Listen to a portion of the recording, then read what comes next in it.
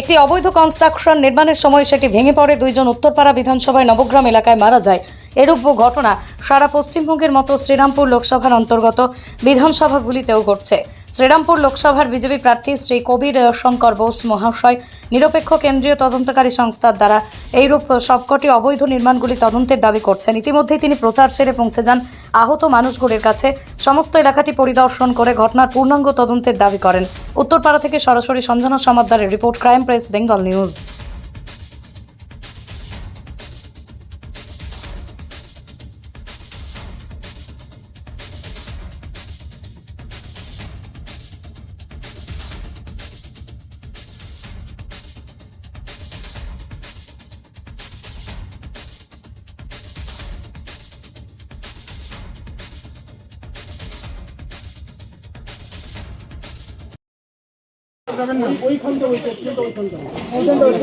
ওখানে পা দিও না, ঢুকে যাবে কিন্তু হঠাৎ করে। ওই পাঁচিলটা ভেঙে পড়ে গেছে। রাস্তা ছিল না, কন্ডিশনও ও সিএসির মিটারও লাগানো ছিল, প্লাস চারদিকে ছাড়পত্রও ছিল, যেটা পঞ্চায়েত প্রধান দেখে যেটা পারমিশন দেবে এটা প্রধানেরই বার্ড। চারদিকে ক্লিয়ারেন্সও ঠিকঠাক নেই। সকালবেলা এটা কনস্ট্রাকশন করতে গিয়ে পুরো এই পাঁচিলটাই পড়ে গিয়ে দুজন, একজন তো মারা গেছে, একজনকে মেডিকেল নিয়ে যাওয়ার সময় মারা গেছে। আর অনেক লোক এখানে ছিলেন যারা তারা ইনজিউর্ড আছে। আর টোটাল পুরো নবগ্রাম চত্বরে যত বিল্ডিং হচ্ছে এখানে তৃণমূল সিপিএম দুজন মিলেই ইলিগাল কনস্ট্রাকশন করছে, আর দুজন মিলি ভাগাচ্ছে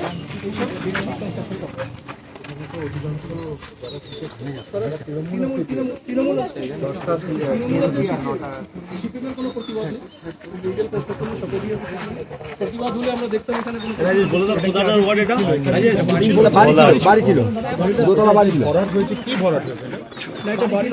বাড়িটা ভেঙে ফ্ল্যাট, বাড়িটা ভেঙে ইনভেস্টিগেশন হবে দরকার। প্লাস পুলিশের উপস্থিতিতে কি করে ওই জায়গাটাকে পুলিশ এসে পাশের বাড়ি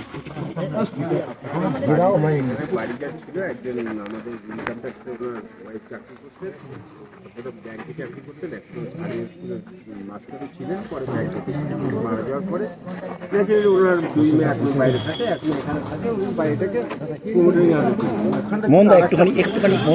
দুটো প্লট মিলে হয়েছে। কিন্তু যেটা হয়েছে সেটাতে যে রাস্তাটা দিয়ে যেভাবে করছে সেই জন্য তো রাস্তার ডেপথ কম। আর এখানে এই যে এগুলি রেখেছেন, রেখে দিয়ে এখানকার লাইনগুলি জল দিয়ে কাজ করছেন, সব ঠিক আছে। কিন্তু দেখুন নিয়তির ভাগ্য এরকম, সারা রাত গর্তটা কালকের করা ছিল, কালকের ভাঙা না, আজকেরই সেটা ভাঙবে। এবং তারা যখন কাজ করছিলেন সেই সময় তাদের গায়ের উপর ভেঙে ওটা পড়ে এবং ওখানেই ইচ্ছামা পড়ে তারা দুজনই মারা যান। একজনকে তুলে এসে একজন স্পট ডেড, একজনের এটা পুরো ফেটে গেছিলো। তখন তাকে নিয়ে সঙ্গে সঙ্গে নার্সিংহোমে পাঠানো হয়েছে হাসপাতালে, কিন্তু সেখানে সে বাঁচিয়ে গেলেন। এখানে যখন রাস্তার উপর উঠে তখনই সে সারা বডি কাঁপছিল আর কি। আরেকটা প্রাণ আমাদের এলাকার ভালো ফুটবলার ছিল। আমরা বাইকটা আচ্ছা আগে একটু দেখে নিন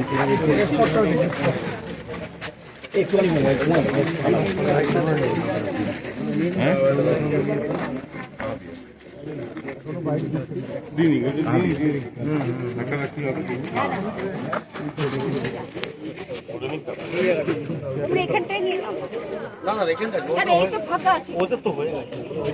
এই চাঙরটা বসে, তাই তো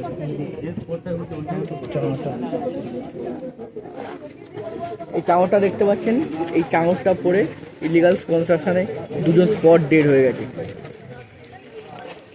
এটা হয়েছিল, আমি বলবো এটা হয়েছিল এখানে কালকে দুটো আম গাছের গুঁড়ি ছিল। আম গাছ দুটো বড় বড় ফলন্ত আম গাছ ওরা আগে কেটে দিয়েছে, এবার দুটো গুঁড়ি ছিল, ওই গুঁড়িগুলোকে ওরা তুলেছে।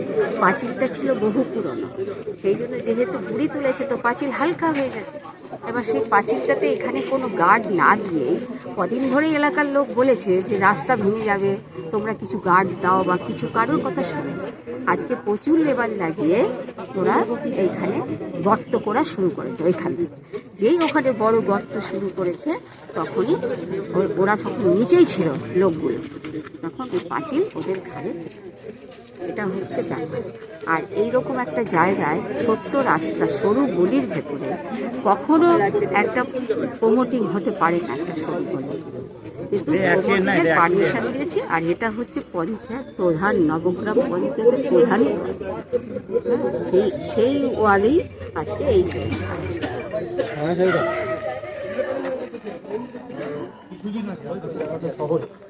শহরে একটা বাড়ি শহর এলাকায় এমনি হচ্ছে, শ্রীরামপুরে এমনি হচ্ছে। আবার বলি, এই দুর্নীতিতে এই যে যৌথভাবে যুক্ত আছে সিপিএম এবং টিএমসি, কারণ এখানে অধিকাংশ সদস্য ওদের। আমি এটা ইমিডিয়েটলি ইন্ডিপেন্ডেন্ট তদন্তর দাবি করছি। এই যে পুরো পঞ্চায়েত জুড়ে, শুধু নবগ্রাম উত্তরপাড়ায় না, বাকি পঞ্চায়েতও যে দুর্নীতি হচ্ছে, এর কেন্দ্রীয় সংস্থা দিয়ে তদন্ত হওয়া উচিত। কিভাবে এই পারমিশনগুলো রিলিজ হচ্ছে, কিভাবে, এখানে কি এটা হতে পারতো? আপনি স্থানীয় লোকের মামলা, এই জমিতে কি এটা হতে পারতো? তো তদন্ত হওয়া উচিত। পারমিশন তো দিয়েছে, তদন্ত হওয়া উচিত। একটা প্রাণের কোনো ভ্যালু নেই, প্রধানের কাছে কোনো প্রাণের ভ্যালু নেই। তৃণমূলের পক্ষ থেকে যেটা বলা হচ্ছে যে পাঁচিলটা ভেঙে গেছে সেটা একটা পুরনো পাঁচিল ছিল, যেটা বাউন্ডারি ওয়াল ছিল, সেটা রেখে দেওয়া হয়েছিল মিটার বক্সের জন্য। এবার সেই জায়গাটাই ভেঙে পড়েছে আজকে, কিন্তু নির্মাণ কাজ যেটা সবে শুরু হয়েছে সেটা তো কিছু হয়নি, সেটা তারা পারমিশন নিয়েই করছে। পাঁচিলটা যে ভেঙে পড়ে গেল, এটা তো আগে দেখা উচিত ছিল, এটা তো পঞ্চায়েতে এসে দেখা উচিত ছিল। আজকে প্রশাসন এখানে এসেছিল, এখানে এটা একটা মারা গেছে, আনন্যাচারাল ডেথ হয়েছে। ওটাকে তো দুজন মারা গেছে, দুজন না, একজন শুনছি না, দুজন স্পট ডেড হয়েছে। এখানে তো প্রশাসনের আগে এসে ঘিরে এটা তদন্ত করা উচিত। কোথায়? মানে নজরদারির অভাব রয়েছে একদম। আর যখন আমাদের কার্যকর্তারা এখানে এসছে, তখন প্রশাসন নাকি বলেছে যে না, আমাদের কাউকে এখানে আসতে আরেস্ট করে নেবে। পুলিশ ভয় কেন? এটা এখানে কি লোকাবার কি আছে? আমি জিজ্ঞেস করতে চাই প্রশাসনকে, এখানে লোকাবার কি আছে? আমি এটা একদম অবিলম্বে ইমিডিয়েটলি আমি দাবি করছি যে ইন্ডিপেন্ডেন্ট বডিকে দিয়ে ইনভেস্টিগেশন হোক, যে কোথায় করাপশন হয়েছে, কোথায় লোকাবার চেষ্টা হয়েছে, কোথায় কাটমানি গেছে, এর তদন্ত হওয়া। কিন্তু প্রশাসন তো বলছে কোনো অভিযোগই হয়, অভিযোগটা করবে। এইসব বিষয়ে কি অভিযোগ?